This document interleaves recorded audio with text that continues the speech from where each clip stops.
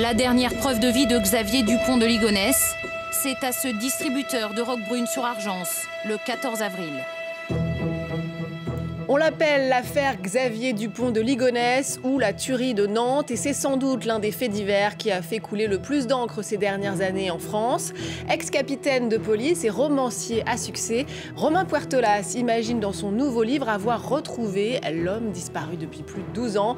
Romain Puertolas est l'invité de ce nouveau numéro de À l'affiche. Bienvenue à tous et bonjour donc Romain Puertolas. Merci beaucoup d'être avec nous. 10 ans donc après le succès mondial de Je prends ma respiration, l'extraordinaire voyage du fakir qui était resté coincé dans une armoire Ikea. Vous êtes donc avec nous pour ce nouveau livre qui paraît en ce mois de janvier chez Albin Michel. Alors déjà, parlons de ce titre génial. Vous avez l'art de trouver des titres assez incroyables. Merci. Il s'appelle donc « Comment j'ai retrouvé Xavier Dupont de Ligonnès ». Vu la fascination qu'exerce cet homme ici en France et bien au-delà, vous avez misé justement sur le fait que les gens soient intrigués par ce titre. Ouais, alors au début, j'ai pas pensé au lecteur. À l'époque où j'ai commencé cette enquête, j'avais pas publié encore le Fakir. On est en 2011, en avril 2011. Alors le Fakir sort en 2013. Ouais. Donc là, je suis vraiment lieutenant de police, jeune lieutenant de police à la police aux frontières. Et l'affaire arrive. Et là, je me passionne vraiment pour ça dès le début.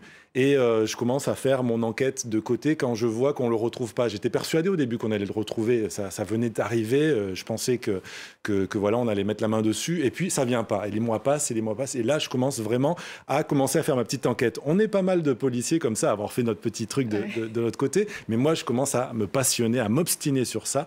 Et je fais mon enquête. Je trouve des éléments. Je trouve ce qu'a fait... À mon sens, Xavier Dupont de Ligonnès, le 15 avril à 17h15, quand il disparaît justement de la caméra de surveillance du Formule 1, j'ai réussi à grignoter ces quelques minutes d'après. Je pense qu'il est allé faire quelque chose, c'est dans le roman, qu'il est allé faire quelque chose dans la forêt. Je dis ce qu'il est allé faire là-bas, j'en suis convaincu. Et voilà, c'est cette enquête. Et pas d'idée de roman. Le roman est venu bien après. Alors on va quand même rappeler un tout petit peu l'affaire Xavier Dupont de Ligonnès, pour ceux qui y auraient échappé, même si c'est difficile. En avril 2011, Xavier Dupont de Ligonnès disparaît sans laisser de traces. On retrouvera quelques jours plus tard à son domicile familial nantais les corps de son épouse, de leurs 4 enfants et de leurs 2 chiens enterrés sous la terrasse. Alors que le suspect n'a pas été vu depuis près de 8 ans, l'affaire est relancée en octobre 2019 avec l'arrestation d'un homme que la police pensait donc être Xavier Dupont de Ligonnès. Le suspect était en réalité un retraité de 69 ans. Votre livre, c'est un savant mélange donc de cette enquête réelle et de la fiction. Vous vous mettez vous-même en scène. Justement, comment est venue cette idée d'en faire un roman ? En fait, c'est venu un peu plus tard, en 2019, à l'été 2019. Chez moi, je sors dans le jardin et là, à la terrasse de mon voisin que je connais très bien, qui est un ami, je vois un homme qui ressemble énormément à Xavier Dupont de Ligonnès. Je sais que mon voisin loue sa maison de temps en temps sur Airbnb, donc je commence tout de suite à m'affoler. Je lui écris, je demande qui est cette personne. Bon, finalement, ça ne donne rien, mais en moi, l'écrivain, en tout cas, jaillit cette étincelle qui fait que je me dis, mais qu'est-ce qui se passerait là si c'était vrai, si c'était vraiment lui à côté, ce qui est tout à fait plausible. J'ai beaucoup pensé. L'Espagne, il n'est pas du tout connu en Espagne. J'habite dans un endroit qui est vraiment assez isolé, tranquille, et ce serait vraiment une bonne clé de fuite. Donc voilà, c'était plausible.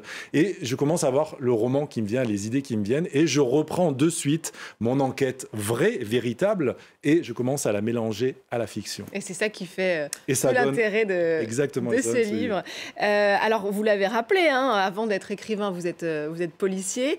Ça vous a, j'imagine, beaucoup aidé pour l'écriture de ce livre. Vous avez peut-être aussi eu accès à des documents ou... Ça m'a beaucoup aidé parce qu'en fait, j'étais donc à la police aux frontières, dans un office central, l'OCRIEST, qui lutte contre l'immigration illégale. J'avais une très grande connaissance du passage illégal de frontières.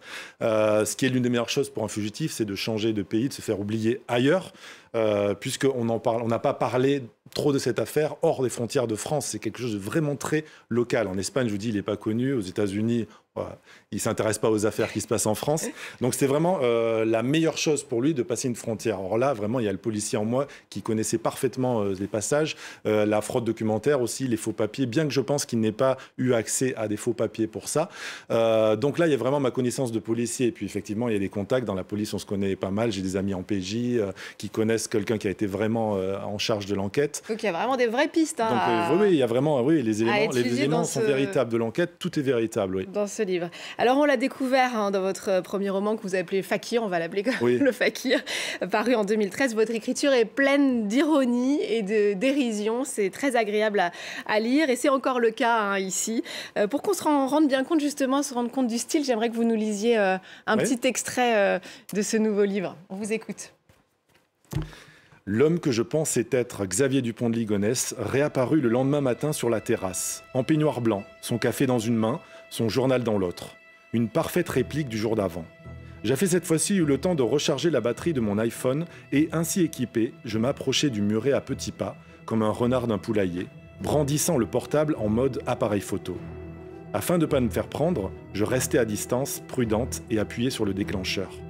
Je revins ensuite à l'intérieur et m'empressai de regarder le petit écran de mon téléphone, riant sous cape, fier de mon méfait.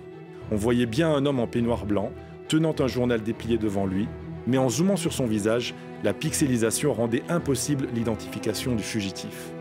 Je m'imaginais à la gendarmerie de Mirepoix, suant à grosses gouttes en m'évertuant à convaincre les fonctionnaires que cet homme-là était bien celui que l'on recherchait depuis 2011. On vous imagine, nous aussi, à la gendarmerie de Mirepoix. Alors c'est vrai que penser retrouver Xavier Dupont de Ligonnès en peignoir lisant le Midi Livre, c'est volontairement culotté, c'est loufoque aussi. Plus sérieusement, comment on fait pour traiter avec un peu d'humour d'une histoire qui est aussi quand même terrible et effroyable? Oui, alors ça pour le coup, donc c'est vrai puisque j'ai effectivement vu cet homme-là en peignoir blanc sur la terrasse d'à côté, donc c'est parti d'un événement vrai. Effectivement, il y a beaucoup d'humour parce que moi, je suis comme ça en fait, je suis né comme ça et mes lecteurs le savent. Je traite de sujets graves, la maladie, la mort, mais d'une manière différente, d'une manière, on va dire... plus avec de l'humour, parce que j'ai toujours pensé que l'humour était une manière déjà pour moi, un blindage de me protéger de la cruauté, de la violence de la vie. On voit ça tous les jours. A fortiori quand on est policier. Exactement. Vous savez, dans la police, on rit énormément. On fait de l'humour toute la journée. Pourquoi? Parce qu'on est face au pire de l'humanité. Toute la journée, ce qu'on voit, c'est le pire de l'humanité. On a très peu la chance de voir quelque chose de bien. Notre métier, c'est justement d'être face à ça. Donc, pour décompresser, on est obligé de rigoler. Donc, on fait beaucoup la fête dans la police. Mais je veux dire, et moi, je suis comme ça. Donc, effectivement, pour moi, c'était normal d'y aller par cet angle-là. Et puis, il y a beaucoup d'autodérision. C'est-à-dire que je me moque énormément de moi. Je me moque énormément de Xavier Dupont de Ligonnès et de moi. Oui, parce qu'il y a cette version fictive aussi de vous-même.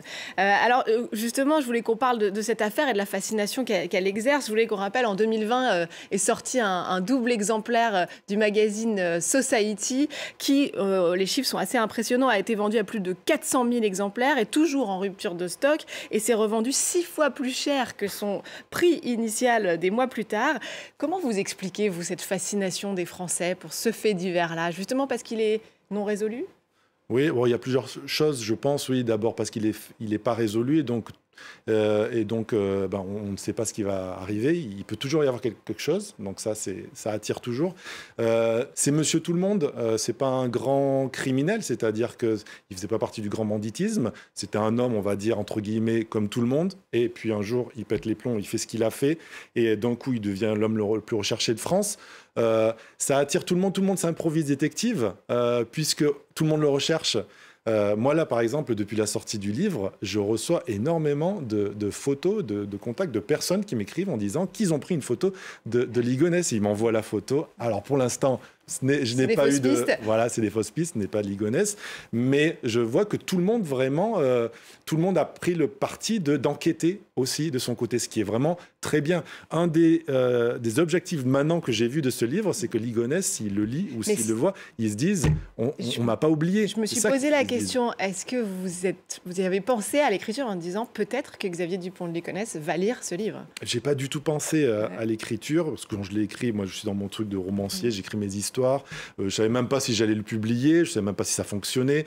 C'était la première fois que je faisais de l'autofiction, que je me mettais en scène dedans, donc j'étais vraiment pas sûr. Et donc j'ai vraiment pas pensé à ça, mais effectivement c'est une possibilité, puisque moi je pense qu'il est encore vivant, s'il n'est pas mort depuis ses 13 ans de maladie, d'accident, de quoi que ce soit. Je pense qu'il est encore en vie, donc il pourrait lire ce livre-là. Effectivement, je veux qu'il sache qu'il y a toujours au moins une personne en France qui continue de le chercher et qu'on n'oublie pas. Et que voilà, il faut qu'ils se disent ça. Et a priori, vous n'êtes pas le seul. Exactement. Merci beaucoup, Romain Puertolas. On va finir avec un coup de cœur culturel du moment. Vous avez eu envie de...